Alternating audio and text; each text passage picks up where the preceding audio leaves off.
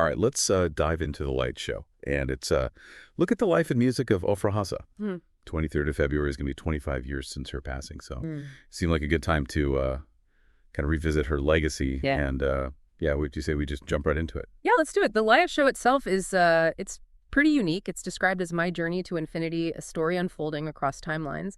And it really blends personal stories with kind of deep dives into Israeli culture. I was looking at it, and it's not your typical music podcast. Yeah. It's you get a little taste of everything. Music, food, arts, even entrepreneurship in Israel. It's kind of like a memoir woven into these cultural explorations. And you can find it on like every platform: Substack, Apple Podcasts, Spotify, YouTube, Patreon, you name it. Exactly. And it's published in these kind of focused episode sets that are released over several days, so it's really easy to digest. So for those listening who may not be familiar with Ofra Haza, where do you think we should start? Well, I think starting with her music journey is key. She started singing in the Yemenite neighborhood of Tel Aviv and ended up achieving international fame. It's quite a journey. Absolutely. And you have to understand the context. Back then, there was a real bias against Mizrahi music, which is what she specialized in. Okay, hold on. For those of us who don't know, what exactly is Mizrahi music? So Mizrahi music is it's this incredible fusion of musical traditions. Imagine like traditional Yemenite scales, but then you mix it up with like Arabic rhythms and instruments like the oud or the darbuka, all sung in Hebrew. It's really unique and it's captivating. But for a long time, the mainstream Israeli music scene was all about adopting Western pop sounds. Anything that sounded too, quote unquote, ethnic was seen as like old-fashioned, even embarrassing. Wow, so she was really breaking down barriers right from the start. Makes her success even more remarkable, considering that resistance. Yeah. And she went on to win a Grammy, perform at the Nobel Peace Prize ceremony, and even collaborate with like major international artists. But sadly, her life was cut short at the young age of 42 due to AIDS-related complications. It's such a tragic end to such a bright life. And it kind of brings us to one of the core themes of the Leah Show's exploration of her life. What have we learned from her death? It was later revealed that she likely contracted the virus from her husband. Is that right? That's right. And that revelation sparked a lot of difficult conversations. The Leah Show really dives into how societal pressures and the stigma surrounding her illness likely prevented her from seeking help. You know, it makes you think, just like cassette tapes were disrupting the music industry back then. Today, platforms like Spotify are kind of the new battleground. Imagine how Ofra might have thrived in this era, bypassing those gatekeepers entirely and controlling her narrative through social media. That's such an interesting parallel. Maybe those platforms could have also offered a space for more open conversations about her struggles, reducing the stigma, and potentially even changing the course of her life. Yeah. It's heartbreaking to think about what could have been. Absolutely. But even 25 years later, Ofra's story continues to resonate. Her music still feels so relevant, especially in today's world where we're seeing more and more fusion of like different cultures. It's like she was ahead of her time in a way, blending those traditional and modern sounds. Yeah. But I'm curious, if she were alive today, who do you think could capture her essence on screen? If someone made a movie about her life? Oh, that's a tough one. You would need an actress who could embody her strength, her vulnerability, and her incredible musical talent. Someone who could convincingly portray her journey from, you know, a young girl in Tel Aviv to an international icon. It's a role that demands a lot of depth and nuance. For sure. It would have to be someone who could really bring that blend of tradition and modernity to life authentically, perhaps even introducing her music to a whole new generation. And that brings us to another important point. The Leah Show reminds us how crucial it is to support creators like Leah Portal, who bring us these fascinating stories. You know, these explorations take a lot of time and effort. And if we want to keep hearing these untold stories, we need to support them. Yeah, that's so true. And the cost of entry is incredibly reasonable. We're talking about $8 a month on Substack, or even just $1 on Patreon. That's less than a cup of coffee for hours of truly engaging content. It's a small price to pay for such rich insights, especially considering this show is already reaching listeners in 84 countries and 33 U.S. states. That's right. Clearly, there's a hunger for these kinds of stories. Okay, before we get too far ahead of ourselves, let's rewind a bit and delve deeper into Ofra Haza's rise to fame. How did she manage to break through despite the cultural barriers she faced? Well, the Leah Show dives into this fascinating phenomenon. They call it the cassette tape revolution. Essentially, cassette tapes were so accessible and easy to copy that Mizrahi music was able to spread at a grassroots level. Think about it. Street markets, home recordings. This allowed the music to bypass the traditional gatekeepers like radio stations who were rejecting it. That's incredible. It's like the DIY music scene of today where artists can build their own following online. It reminds me of how we used to make mixtapes back in the day, sharing music with friends. It really was a powerful way to bypass the mainstream. But wouldn't you say that even today, certain types of music are still marginalized?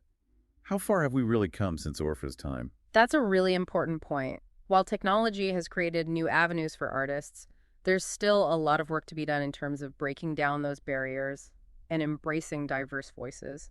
Offer's story reminds us of that ongoing struggle for representation and recognition. Absolutely. It makes you appreciate her resilience and determination even more. But let's shift gears a bit and talk about her personal life. The podcast mentions that despite immense societal pressure to marry, she remained single for a significant part of her life. Yes, and that choice highlights a major tension between tradition and individual choice, particularly for women. Think about the cultural expectations she was navigating. It took a lot of courage to defy those norms and forge her own path. Definitely. It speaks volumes about her strength and independence. Yeah. But she did eventually marry right. Yes, later in life. But her marriage was unfortunately riddled with problems. Her husband was rumored to have a shady past and financial issues. There was also reportedly a substantial cultural and personal gap between them. It's a sad reminder that even someone as successful as Ofra faced personal challenges and difficult relationships. It's heartbreaking to hear that. Yeah. And it makes you wonder if she were alive today. In a world with more open dialogue about relationships and personal choices, could things have been different for her? It's impossible to know for sure, but certainly makes you think. What we do know is that her story in many ways foreshadows some of the challenges and opportunities that artists face today, both personally and professionally. Okay, so we've talked about the cultural landscape, the challenges she faced, and the tragic circumstances of her death. But ultimately, what do you think Ofra Haza represents in today's world? What is her lasting legacy? For me, she represents the power of breaking down barriers and embracing what makes you unique. She didn't shy away from her Yemenite roots. She celebrated them, fusing them with modern sounds to create something truly special. And in doing so, she paved the way for other Mizrahi artists and helped to change the perception of Mizrahi music. That's so true, and it's a message that resonates far beyond music. It's about embracing diversity in all its forms and recognizing the beauty and strength that come from different cultures and perspectives. Exactly, and I think that's why her story continues to inspire people around the world. It's a reminder that even in the face of adversity, you can achieve great things by staying true to yourself and your heritage. It's a powerful message for sure. And speaking of powerful stories, can we circle back to the idea of a movie about her life? If one were to be made, who could capture her essence on screen? That's a great question. It would need to be someone who could portray both her vulnerability and her strength. Someone who could embody that incredible stage presence she had.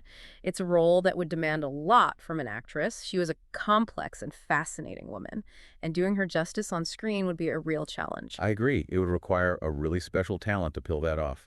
It would be amazing to see her story brought to life visually, especially for those who might not be as familiar with her music. And that's where supporting creators like Liat Portal becomes so important. Think about it. She's dedicated to unearthing these fascinating stories and bringing them to light.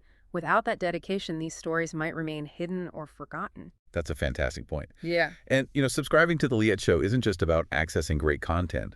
It's about actively supporting these deep dives and ensuring that these stories continue to be told. It's an investment in understanding our world a little better, wouldn't you say? Absolutely. And the fact that there are listeners from 84 countries and 33 U.S. states tuning in shows that there's a real appetite for this kind of in-depth exploration. People are hungry for knowledge, for stories that connect us to different cultures and perspectives. It's really inspiring to see that kind of global reach. It speaks to the power of stories like Ofra Haza's. They transcend borders and connect us on a human level. Okay, I think we've covered a lot of ground here. We've explored Ofra's life, her music, her legacy, and the cultural context that shaped her journey. But for those listening who might be just discovering Ofra Haza, what would you say is the one thing they should take away from her story? I think it's the importance of staying true to yourself, even when the world is telling you to conform. Ofra embraced her heritage and her unique musical style, and in doing so, she achieved incredible things. She showed us that our differences are our strengths, and that by celebrating those differences, we can create something truly beautiful and impactful. That's a great point, and it makes me think about how often we try to fit into boxes.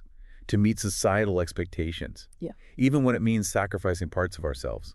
Ofra's story reminds us that it's okay to stand out, to be different, to embrace what makes us unique. Absolutely. And it's not just about personal fulfillment, it's about cultural enrichment. Afra Haza's music brought a whole new world of sound to a global audience. By embracing her Yemenite roots, she opened people's minds to different musical traditions and perspectives. It's like she was a cultural ambassador, bridging those gaps and fostering understanding through her music. And it makes you wonder if she were alive today. Yeah. What kind of impact could she have had in a world that's increasingly interconnected? It's fascinating to think about, isn't it? With the power of the internet and social media, she could have connected with fans from all over the world, sharing her music and her story on her own terms. Who knows what kind of collaborations and creative projects might have emerged? It's a tantalizing thought. But even without those modern tools, she managed to leave an indelible mark on the world. Her music continues to inspire and resonate with people from all walks of life, proving that great art truly transcends time and cultural boundaries. And that's the beauty of the Liep Show. It reminds us that these stories are out there, waiting to be discovered and shared. By delving into the lives of people like Ofra Haza, we gain a deeper understanding of ourselves, our world, and the power of human connection. So for anyone listening who is intrigued by what they've heard today, where should they go to dive deeper into Ofra Haza's world and the cultural tapestry that the Liat Show weaves? Well, you have plenty of options. You can find the Liep Show on Substack for $8 a month, which gives you access to all the exclusive content. Or if you prefer, you can join their Patreon community for just $1 a month. And I have to say, knowing that listeners from 84 countries and 33 U.S. states are already tuning in is pretty impressive. It's a testament to the quality of the content and the universal appeal of these stories. Absolutely. It shows that there's a real hunger for this kind of thoughtful and engaging exploration of culture, music, and history. Well, I think we've done Ofra Haza's story justice today. We've explored her music, her challenges, her triumphs, and her lasting impact on the world. It's a story that's both inspiring and heartbreaking, but ultimately reminds us of the importance of staying true to ourselves and embracing the richness of different cultures. Beautifully said. And for those listening, we encourage you to explore Ofra Haza's music for yourself. Let her voice transport you, and let her story inspire you to embrace your own unique journey. And that brings us to the end of another deep dive. We hope you found it as fascinating and enriching as we did. Until next time, keep exploring, keep learning, and keep those earbuds tuned in for more untold stories.